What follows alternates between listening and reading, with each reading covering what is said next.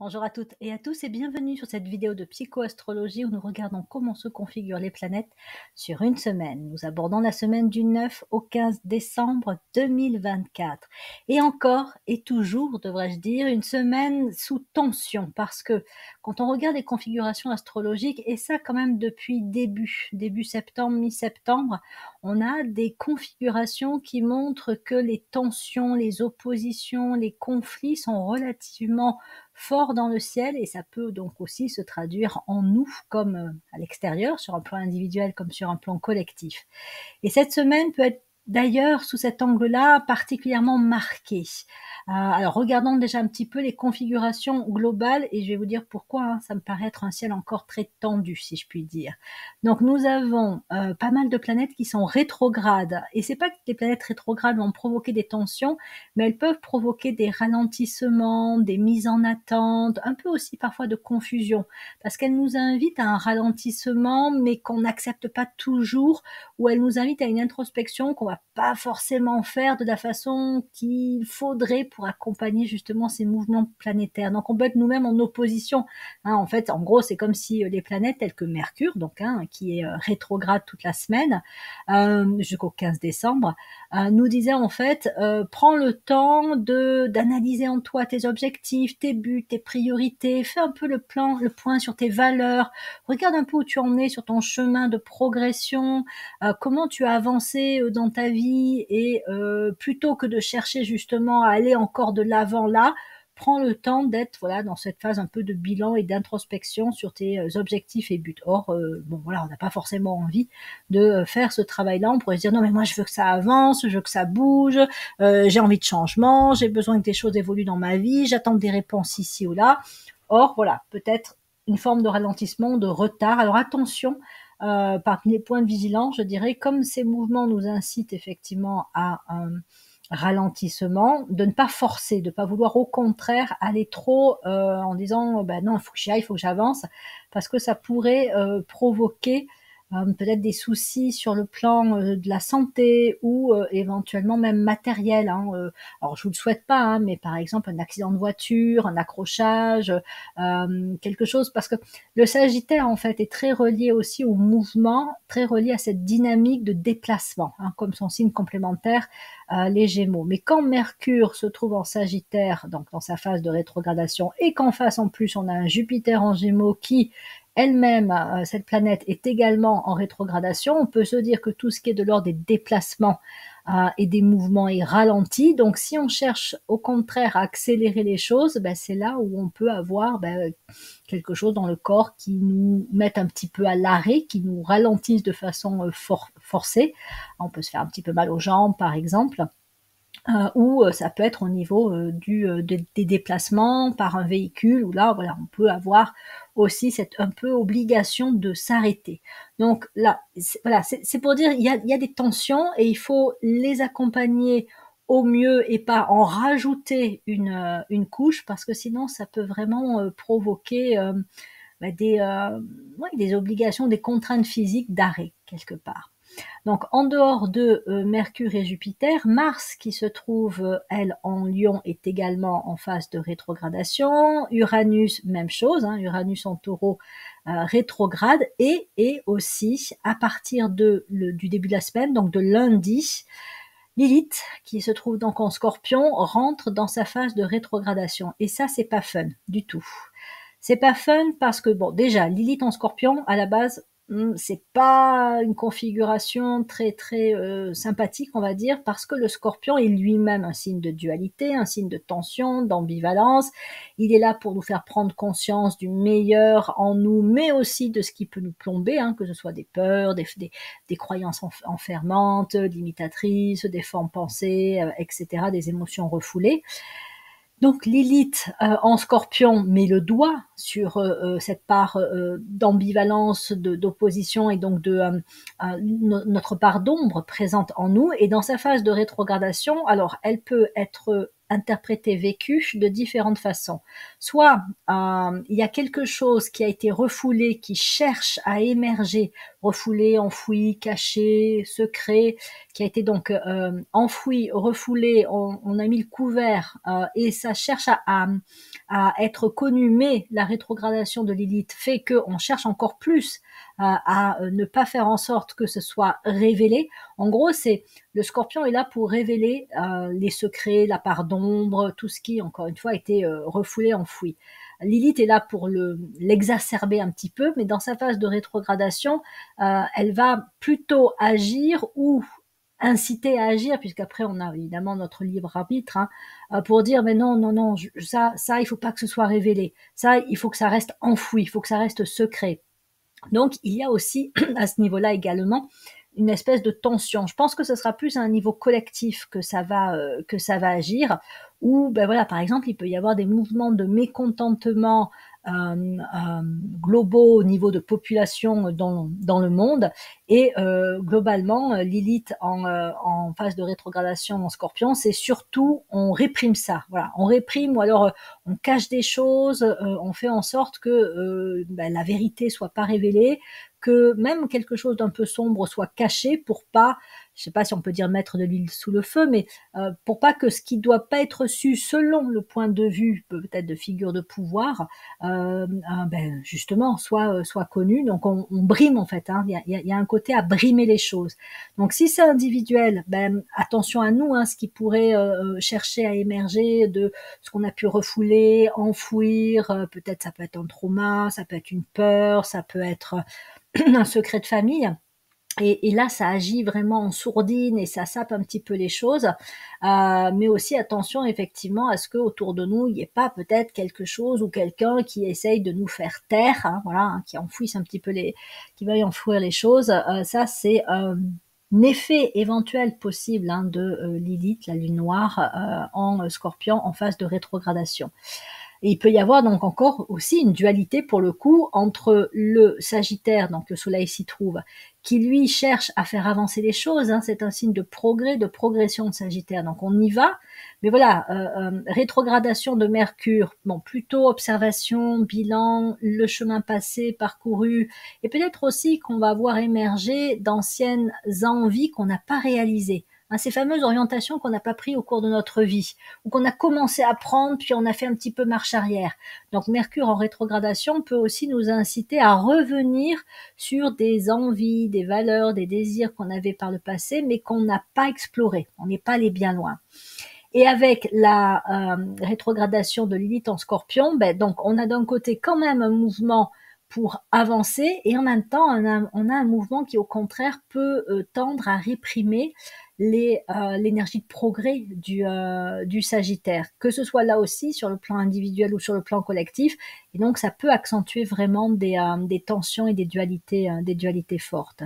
C'est au-delà, hein, quand on dit par exemple des planètes telles que Mercure en rétrogradation, des retards au niveau des informations, des courriers, voilà, on est en attente de quelque chose qui n'arrive pas, ça va au-delà de ça, c'est encore c'est encore un niveau supérieur de contraintes et de tensions que l'on peut vivre individuellement ou collectivement. On peut en être observateur, on peut voir ce qui se passe dans le monde et percevoir ces tensions et ces conflits qui sont forts. Et puis, comme je disais, hein, c'est un peu ces mouvements de répression ou de non, surtout on ne dit rien, on cache les choses, on enfouit. Voilà, hein, ça, on peut en être observateur et puis on peut directement aussi être concerné, impliqué là-dedans. À côté de ça, ce que je trouvais particulièrement intéressant et ce sur quoi je voulais mettre l'accent cette semaine, j'aurais dû le faire dans la précédente vidéo, celle de la semaine dernière, et je l'ai pas fait, j'ai mis l'accent sur le côté intuitif, hein, du Sagittaire avec la conjonction Soleil-Mercure, c'est qu'il y a, alors je fais cette vidéo un samedi et c'est le moment où justement il y a cette conjonction entre Pluton et Vénus, donc j'aurais dû en parler dans ma vidéo précédente, je le fais maintenant. Donc on va avoir, et c'est un mouvement normal, hein, sur le plan astronomique, alors que donc Pluton est rentré en Verseau, régulièrement on va avoir des planètes qui vont passer également par le Verseau et qui vont créer une conjonction entre elles et Pluton. Et ça, à mon avis, c'est aussi quelque chose à observer avec une grande acuité et voir ce qui se passe en nous et dans nos vies, et même, encore une fois, sur un plan collectif, lorsque ces conjonctions se produisent. Donc là, samedi, vous écoutez la vidéo dimanche, lundi, mardi dans la semaine, donc la conjonction sera passée, mais vous pouvez quand même vous dire, bon, est-ce qu'il s'est passé quelque chose pour moi ou en moi samedi, dimanche? Donc Pluton en conjonction avec Vénus samedi, ça entraîne éventuellement, alors déjà une conjonction, ça permet d'accentuer bien souvent les énergies des deux planètes, ça les fait travailler ensemble. Parfois il peut y avoir aussi des freins, lorsque les planètes travaillent ensemble, elles peuvent aussi un petit peu se contrarier, mais globalement c'est plutôt quelque chose de l'ordre d'une activation. Voilà, une conjonction, ça active, ça renforce les influences des deux planètes en conjonction. Donc Pluton en Verseau, on est sur un grand mouvement de libération. Voilà, libération sur le plan des valeurs supérieures, des qualités, des capacités, de la liberté, de l'énergie de révolution et d'innovation du Verseau. Donc première conjonction avec Vénus. Et là, on pourrait dire que ça fait particulièrement travailler la question des valeurs. Hein. Le Verseau est quand même un signe de valeurs humanistes. Après, qu'il les incarne ou qu'il les incarne pas, ça c'est une autre histoire. Mais voilà, il a bien souvent ce contact naturel avec ces hautes valeurs, hein, liberté, égalité, justice, équité, respect, etc. Chacun, on va dire, met l'accent sur des valeurs qui lui paraissent plus importantes que d'autres, auxquelles il est plus sensible. Et donc Vénus qui rentre en conjonction avec Pluton peut aider à la prise de conscience de ces valeurs et aspirations supérieures pour dire non mais là voilà, maintenant je sens que c'est telle valeur qui est vraiment importante pour moi, ou c'est telle valeur à laquelle je résonne. Et à l'inverse, si cette valeur n'est pas présente, ou que dans le monde on me montre l'opposé de cette valeur-là, ben là aussi ça peut accroître des tensions, moi. Par exemple, avec le Verseau et Pluton au Verseau, la valeur justice peut être particulièrement importante. Mais voilà, on observe plein d'injustices autour de nous, dans le monde. Donc Vénus va activer l'importance de ce type de valeur, la valeur justice, et faire qu'on peut être encore plus réactif si on est soi-même ou observateur de formes d'injustice, victime ou observateur d'injustice. Là, on peut se dire, non, ça va vraiment pas, c'est pas comme ça que le monde doit tourner, c'est pas comme ça que ma vie doit s'orienter, je peux pas accepter, je peux pas tolérer ce genre de choses. Donc voilà, il peut y avoir aussi cette espèce un petit peu de libération de ces grandes valeurs avec donc la conjonction Pluton et Vénus. Et puis au fur et à mesure que d'autres planètes vont passer à proximité de Pluton en Verseau, ben, ça va aussi activer ce travail de libération que fait Pluton en Verseau. Par exemple, prochaine conjonction, ben, ce sera le Soleil. Le Soleil, quand il va être en conjonction avec Pluton en Verseau, ce sera le 20 janvier. Donc là, ben, ça va vraiment activer de manière générale les grandes qualités thématiques du Verseau. Ça peut être aussi un temps d'ouverture sur des innovations. Ça va pas tout se jouer au moment de la conjonction, bien évidemment. C'est un peu comme si une porte s'ouvrait, et puis ben, peut-être qu'on va pas s'y engouffrer tout de suite, mais en tout cas la porte elle s'ouvre. Voilà, donc il y a une possibilité qui émerge. Ensuite, on aura Mercure qui va être en conjonction avec Pluton, si je ne dis pas de bêtises, le 28 janvier. Et là, ben, ça va être beaucoup tout ce qui touche à la communication, aux connexions. On sera peut-être plus sur une valeur telle que la fraternité, avec la conjonction Pluton et Mercure en Verseau. Et donc un élan aussi pour communiquer autrement, de façon peut-être plus juste, harmonieuse, fluide, honnête, respectueuse, etc., etc. Donc tout ça pour dire, observons pendant toute la période où Pluton se retrouve en Verseau, au fur et à mesure d'une année, des cycles qui passent, les planètes qui vont arriver en conjonction avec Pluton et ce qu'elles vont activer. J'y reviendrai dans de prochaines vidéos, mais voilà, il y a déjà eu cette première conjonction Vénus-Pluton, donc fin de semaine. Et donc voilà, ça influence aussi sur le début de la semaine qui concerne donc cette vidéo.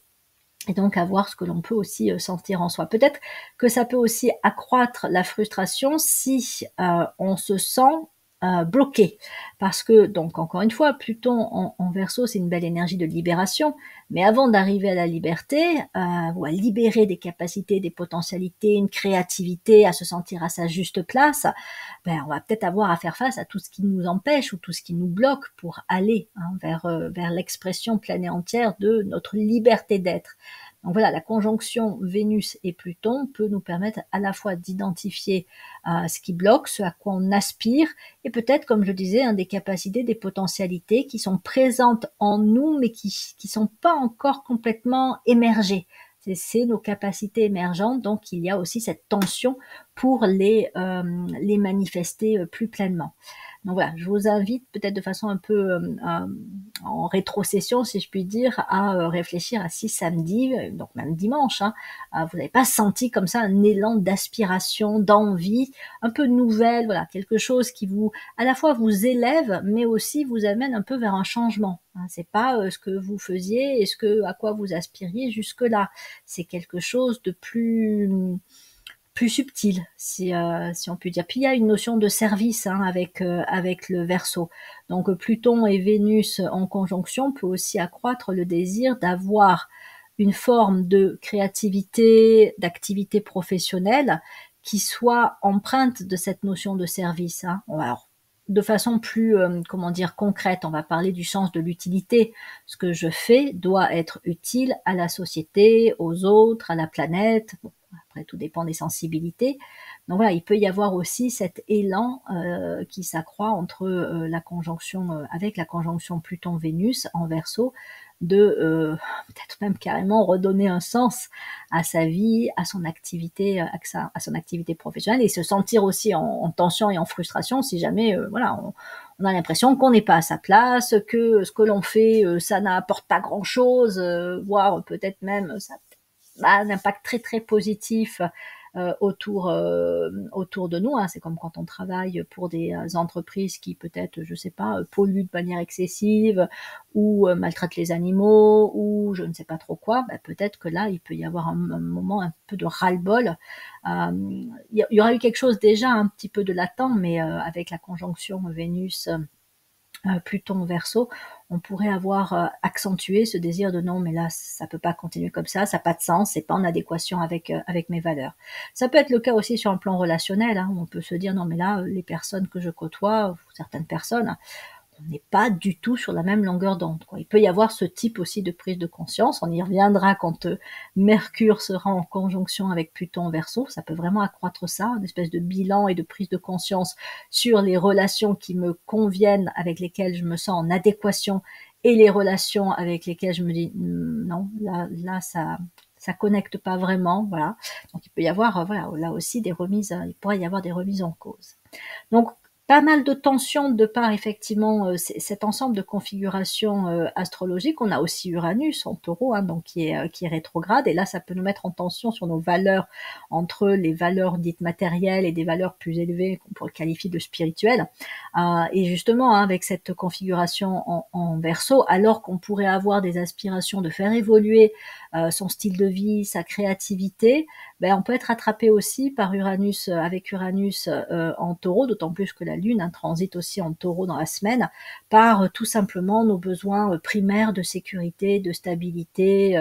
Ça va au-delà du confort matériel, c'est vraiment qu'on peut sentir remonter des peurs de manquer, des peurs de se mettre en danger financièrement. C'est l'instinct de survie, quelque part, qui peut être particulièrement activé, sans doute même de façon excessive. Attention à ne pas imaginer de façon dramatique un avenir possible. Les peurs peuvent nous faire vraiment, entre guillemets, un peu perdre la tête. En tout cas, on n'est plus, on sombre dans le pathos, on n'est plus très très rationnel, ce qui est un peu, assez paradoxal pour le Taureau. Mais le Taureau, il a un tel besoin de sécurité, de stabilité. Donc Uranus en Taureau peut, en phase rétrogradation, faire ressortir ces besoins-là.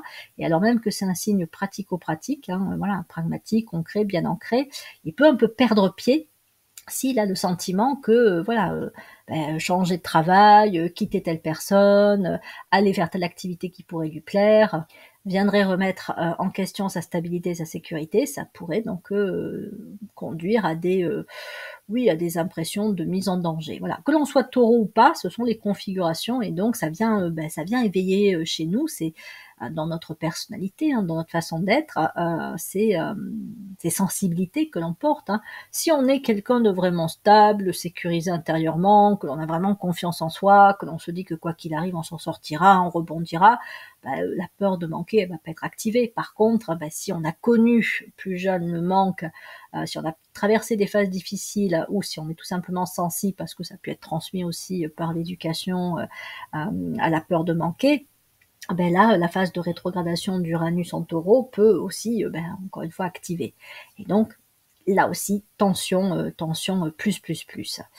Donc voilà pour certains points essentiels que je voulais relever avec vous. Attention effectivement aussi avec donc toujours Lilith donc en Scorpion, d'autant plus que dans sa phase de rétrogradation, Saturne et Neptune en Poisson, à toutes les émotions qui peuvent là aussi remonter du passé, remonter de ce qu'on a pu enfouir, refouler, ça peut vraiment brasser. Et là, c'est pas qu'il va se passer quoi que ce soit de négatif ou de même positif, c'est juste que notre corps émotionnel peut de lui-même se mettre dans une espèce de fonctionnement assez chaotique et donc on peut se sentir un peu plombé, on peut se sentir pas forcément avec un moral très positif. Donc là, j'allais dire, faut prendre soin de soi, hein, une forme de cocooning, de bien-être, quoi qui puisse nous permettre aussi de nous ressourcer, de recharger nos batteries, peut-être de nous mettre le plus possible à l'écart de sources de stress qui viendraient rajouter de l'attention à la tension qu'on a déjà en nous. Voilà, ça peut être vraiment à cultiver pour se mettre, si je puis dire, un petit peu à l'abri et se protéger. Et bien voilà, je pense que c'est suffisant par rapport à ce que j'avais à vous proposer concernant l'interprétation des configurations de ce ciel sur la semaine du 9 au 15 septembre 2024.